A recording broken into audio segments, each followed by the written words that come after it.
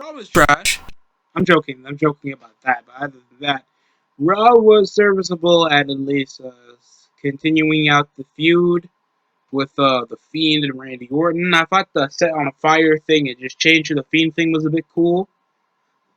The hide and go seek thing to just hunt down Randy Orton when he was hiding around the literal just same setting as you was a bit off putting. I found that a bit corny, especially when it came to like still like regular Bray Wyatt just still interacting with everybody in the comedic sense but still have a menacing personality.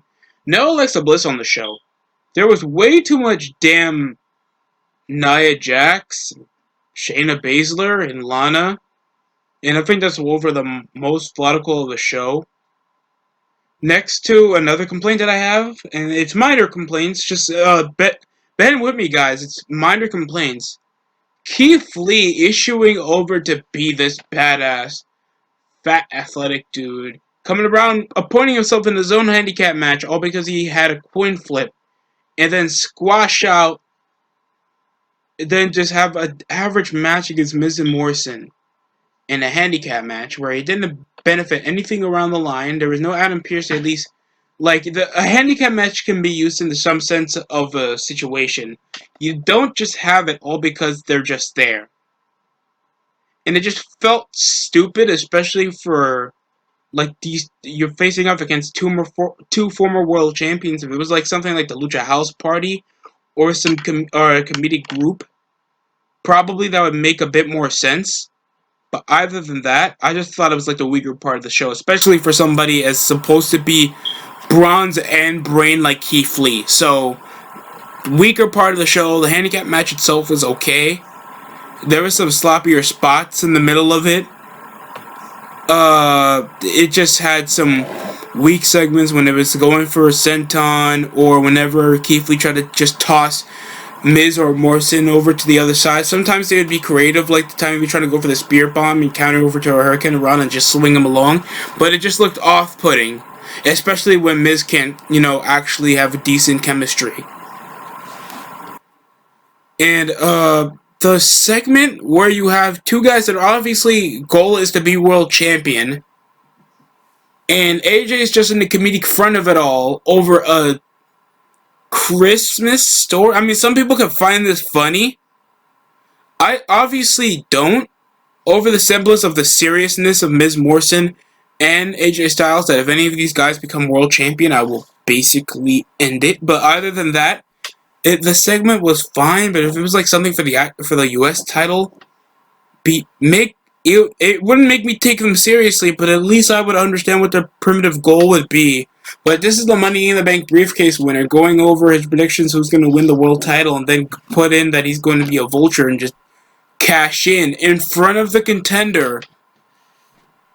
So either way, it's a win-win decision for Miz unless he loses his Money in the Bank match. It just feels so low stakes. Sheamus comes later on to just have a match with Styles, and then the match was okay. Counters over to the Irish Curse. Like, the only different thing in Sheamus' arsenal was a knee strike. It ends with when he was going top rope for a Irish Curse from the top. Fell off, and I know it was a cloverleaf, I think. Styles fell off and then took off his knees so he could take the win, then hit him with a chair hanging like upside down like a freaking pinata, smushing him out. I just thought it was too comedic, and then they wanted to smush over the threatening moments of Styles. Sometimes that can be done useful, like when he was feuding with Cena, but it just feels dumb because he doesn't have somebody with decent chemistry to play off with like he does with Gallows and Anderson, because he's been on the road with these guys. He's been worldwide. They probably have the same sense of humor.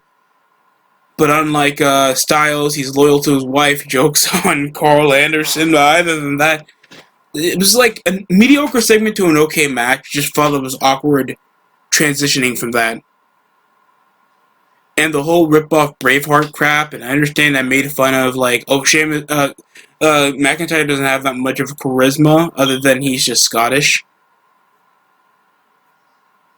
Then we had the New Day face off against Jeff Hardy.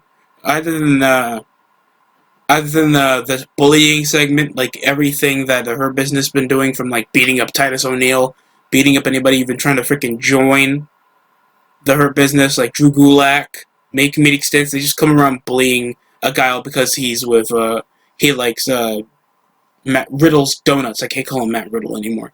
So it was a 6-man tag involving Jeff Hardy and the New Day against just Lashley, Cedric, and Shelton of the Hurt Business. The match was okay. Other than that, I just felt like it was just a nothing match. We had some decent counters. We, of course, had the dumb splash. We all know that they're just having this match because they're feuding with each other with no other story. And it was like, we're going to give the Hardy Bros a spot. It's like, oh, cool. What kind of mark crap is that? That's just a bit corny, especially trying to get this high dude Disney XD surfer bro gimmick off for Matt Riddle, and it just looks mad corny, especially for Riddle's like personality in general. Even though he's like a cocky shit talker, it's not like Rob Van Dam where he legit is like a laid back, weed smoking, athletic dude that is basic enough to keep him over in the mid card. Match ends is over with the full Nelson. The Hurt Business been pretty much on a roll, getting momentum with Cedric Alexander picking up W's.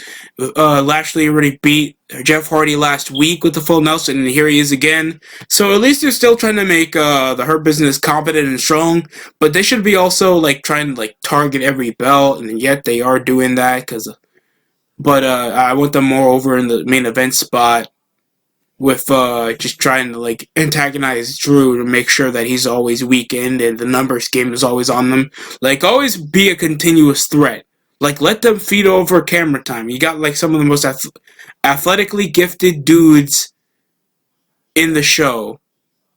To just like mid-card spots feeding with like the New Day and Riddle. And yes, they do need specific screen time, but it's like, I can do an episode without the New Day on television. I'm being really honest. So, other than that, I don't think we had much retribution on TV other than a freaking crappy promo by Ali. Then I think Dio Madden. Oh, I'm sorry. I can't call him that. I gotta call him Base. Went in a one-on-one match with Ricochet.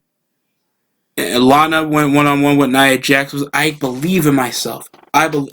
Please get this blonde freaking Eugene out my damn ring. Like, the match obviously ended with her winning over her, believing herself, not getting overcome, and then the crappy promo backstage. By the way, can you guys stop with those, like, entrance-way interviews and talks? Like, having an interview in the sanctioned area makes your show looks a bit more, organized. Don't just have it over the entranceway unless it's over to, like, make a particular story. All for Nia Jax to be like, we're gonna make her back look like her front and make her front look like her back, so her back's gonna be like her blue. But like, oh god, that's not funny. Kill your... It's just not funny. Nia Jax and Shayna have no sort of chemistry. The momentum is just completely hindsight. If they want to make them, like, serious chicks outside the, regular WWE female superstar, where it's like, we don't need beauty, we don't need models, we don't need to be liked, we just need to dominate. Like, all that crap is fine, even though these chicks were like beating each other up with just like growth, all because they were tag team champions, not like they had a mutual respect for each other. So that just looks awkward itself. I just hate this tag team. I hate the direction the women's division have. I think the only positive that happened was Mandy Rose returned on television earlier in a match Shayna against Dana Brooke, after Dana had been having squash matches with Reckoning over the last few weeks. So it came off a double step over the top rope, where it looks like Nia was just chopping and just beating out Lana until she came over with a top rope finish to get a quick roll up on Nia Jax, and it picks up with a victory. Then Shayna Baszler came jumping on her and then breaking out her leg with, of course, Asuka looking like she's helping out a rookie. It's just so sad because she's been wrestling for like at least 3 or 4 years at this point. You suspect her to have some semblance of holding on for herself. She literally like challenged Asuka before. She was like the most hated chick on Raw, like cheating on her own husband. And then we came around over sympathy. It just looks a bit corny and just looks a bit forcible, especially trying to get some semblance of a reaction. I don't care about Lana. She's probably gonna win the tag titles. Have Shayna break up with Nia because I'm sick of that. They suck. They could barely wear out a watchable match, and they have no semblance of a watchability factor. If you want, make like a rip-off Lay Cool with like Dana Brooke and Mandy. They're both like blonde, attractive, athletic women with a decent figure, and they can come around like antagonizing everybody in the women's division and make them something to watch. Like make them like Instagram model chicks. That can be done over the modern era, just like that vegan gimmick Daniel Bryan had, and that at least worked for him because it's just a real life thing. It's relevant. It's over, and Daniel Bryan has the factor to get it work because of course fans like him. So I don't understand why they don't want to actually have competent gimmicks that can go over in modern time. You can make a current day gimmick. There's nothing wrong with that, and that's been done before. So after Lana Dunn getting abused by Tweedle Mrs. Potato Head that got scuffed in the microwave and Shayna Baszler, that just looks like she got like dehydrated and made her eyes just look completely black. We just had more matches. And I'm just agitated to see. I'm joking. We had Elias returning after a Symphony of Destruction match with Jeff Hardy. He's been out since last week, and here he is. This is where Jackson Riker is, ladies and gentlemen, a bodyguard for Elias. I mean, I have no problem with a bodyguard gimmick, but wouldn't that make sense for like something for Styles? You know, bearded guy that looks like he's from the South, then some big tall black dude. And, you know, he could actually wrestle so they can tag team. Elias should be with the guy that looks like a bouncer. He's supposed to be a rock star. That's just my opinion on the matter. Other than that, Jackson Riker's there, and he's like, his music changed my life. And Biggie made sure my Forgotten Sons faction was literally forgotten. And plus, Cutler and Wesley stay on SmackDown while I'm stuck here. So that's practically it. He goes over most of his music until R-Truth comes interfering with the rest of the jobbers until Jackson Riker just flew out all of them. And he makes it sound like a cult now. That's just my opinion on the matter. I mean, I wouldn't just say, who's ready to walk with Elias? And put your blood in the glass. Like, come on, that's what I feel Jackson Riker is doing. It just feels mad sus. Especially when it's supposed to be this guy who likes talking to themselves. That's just my opinion on the matter. Other than that, hopefully Jackson fits them around having chemistry, because I know that they're just doing this thing because they both have beards, they're buff, and they have the man bun. So that's technically the reason. Other than that, I don't know who Elias is going to feud with, because in my opinion, he should be like feuding for the U.S. title or something. With a babyface. I'm really getting bored with him just jobbing out to like any other top babyface. He should be competent. He should be getting away with stuff, and things he's with Riker should be easy to like. It's just so bad. And I'm trying to do my recap, but whenever you have like esteemed journalists from like Bleacher Report saying, "Oh look, Riker's back. Insert eye roll emoji." Riker presents with Elias. It's nothing but to help that character. Essentially, he is a background piece for a more charismatic performer, bland background type on the show, and already has Amos alongside AJ Styles. Yeah, I already had a critique on that. The spot should have been reversed to keep Riker wrestling, but yeah, I already have my opinion over in the handicap match. The little bro show type crap they had with it just looks corny to me. Some of the humor that they try is essentially corny, especially the Christmas story thing that they try to do with Miz and Morrison and Styles looked a bit corny. there's already stuff on Keith Lee, especially when you have to forcibly make yourself in a handicap match just to lose. And then they want to go over the controversy that he had over with, Keith Lee, because, he already got, Karrion Kross Karrion Kross injured on a takeover event after he just won the damn thing. He seems to be having a figure issue because, of course, oh god, I gotta give him the Mark Henry treatment. I gotta put a single in on that. I don't want to see a black woman with a hairline. Oh god. Keith gotta show some semblance of carrying it in his character. That's just my opinion on the matter. Other than that, I just found it a bit sad what they're doing with Keith Lee. Hopefully, Vince is bringing more astute care for Keith Lee, because it shows that he actually has concern for having a promising guy like that get over, especially with the way he looks, and that is consented over why Nia Jax isn't getting released, but Keith Lee is still getting treatment to be treated like a jobber in the lower card. Even though they had him beating Randy Orton clean when he was still feuding with McIntyre back at Payback. Remember when that happened? And now look at this guy. Jobbing out to Miz and Morrison. Bask in the, oh my god, that glory has fallen real quick. So next up we also had the Firefly Funhouse, when we had a wheelchair brung up and somehow Bray, oh, look at the shadowy room. Let me just walk in and sit on this rocking chair. He gets immediately assaulted by Randy, puts a box of him on fire. The commentator's like, oh my god, oh wow, oh my god, there's a human being in there. Stop being monotone. Speak. Shout. It's a man putting some dude in a certain coffin, a wooden box, lighting the thing on fire, making him burn to a crisp on your watch. Have some semblance of reaction.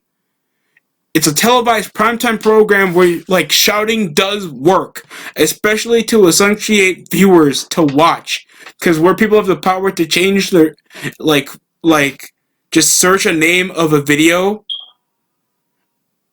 people can just skip the channel, and your ratings will plummet so, just saying, man, have some reaction. It's getting really agitating hearing Samoa Joe and Tom Phillips just say nothing and sometimes commentate some of the moves on the match. And then we had Ricochet job out to, Mace, and I don't know why they keep feuding. It ends with Mace beating him clean. There was some enziguris, some average counters. It ends with some kind of weak-ass spine buster, and I hear so much promise over Dio Madden. Why they keep doing this? We've got them with these sex offender Mad Max masks on. It's really terrible. And it comes on with Mustafa Ali out of any other guy. He's like, this won't stop until I make it stop. Dude, you're not menacing. You have no charisma. No semblance at least makes you Seth Rollins amount of bad creative decisions when it comes to a god complex gimmick. And Rollins can't even be here because at least he has responsibility. And hell, he was more over with the whole Monday Night Messiah crap than you are right now, literally with your own faction. And out of most of the stuff, I'd take my time with the guy who sent nudes and Authors of Pain that recently got released a few months back. So yeah, Ricochet jobs, whoop-de-doo. Dana Brooke lost to Shayna Baszler and ended in a no contest.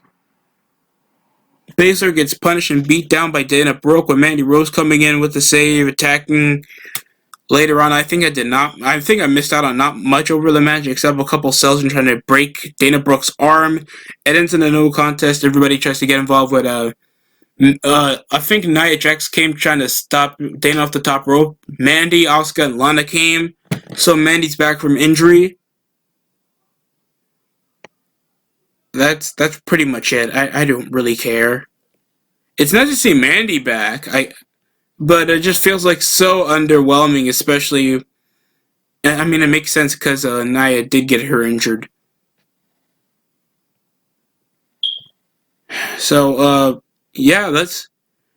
We also had Riddle losing to beating MVP like in a few seconds. The match was quick as hell. I think it was a bicycle knee to the face, and Riddle picks it off with a squash match, especially when they're trying to give him this overly comedic gimmick, and MVP is supposed to be the veteran CEO, no nonsense talker of the Hurt Business, and he comes around getting squashed like Cassius Ohno, like on a takeover event. I mean, it's cool enough to at least try to make Riddle look legitimate over all the bullshit comedic crap, but it just denounces any semblance of like intimidation, especially if the leader, like that, the like supposed to be the leader of the group, not even hold his own against a guy that's not supposed to be taken seriously. That's like the Hurricane getting a one-up on Triple H on Raw. It's like, it would be funny if it happens if he already bait him like 7 times, but it's not gonna be cool when you see Triple H in his first match against a Hurricane win. It's not gonna make Triple H look threatening. It's not gonna make MVP look threatening, especially if you want to make this a top heel group.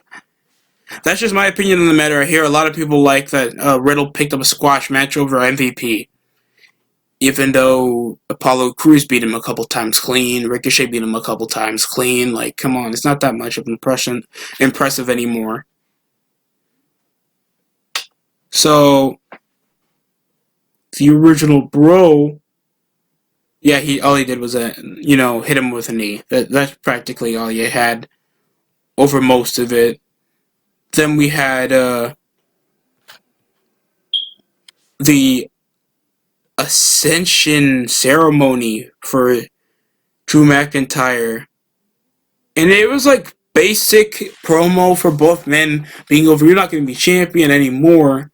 And then the dramatic music came flooding up as soon as the bell was rising for this Sunday, and it just felt underly dramatic. You knew that there was going to be an assault come the final episode of the show with the Miz and Morrison popping out, hitting him with chairs, hitting him over a table, Styles over the top of the ladder with the generic "I'm going to be champion" and take the belt off the ladder shtick the heels do always. It was a generic ending. The show was fine. I'm gonna give it a 5 out of 10. I'm gonna be fair over the last 2 episodes where I gave it extraordinary below average scores, and SmackDown been better than Raw just because of Roman Reigns. But I thought it was a fairly balanced show with the Symbols of at least having a few matches overbilled, even though I think only one of them and I'm going to like, and that's going to be Styles versus McIntyre, just match-wise, not because it has an interesting story other than just Miz probably going to cash in. So, yeah, that's practically most of what I got. The build for TLC's been pretty much spread it out to just basic 50-50 booking. If you guys actually like the show, hopefully it wasn't that much of a struggle for you to continue watching than me. But that's just my opinion on the matter. I'm a bit more harsher over my opinion because you can't just judge it all because you liked only like a few parts of the show. You gotta actually like invest time to actually watching it, because I don't think like just after like 11 o'clock you have all your opinions like set it up. So yeah, that's it coming from me. Hopefully you like the review. And just one more over to 30. Thank you for recent subscribers, and I hope you're liking what I'm doing here.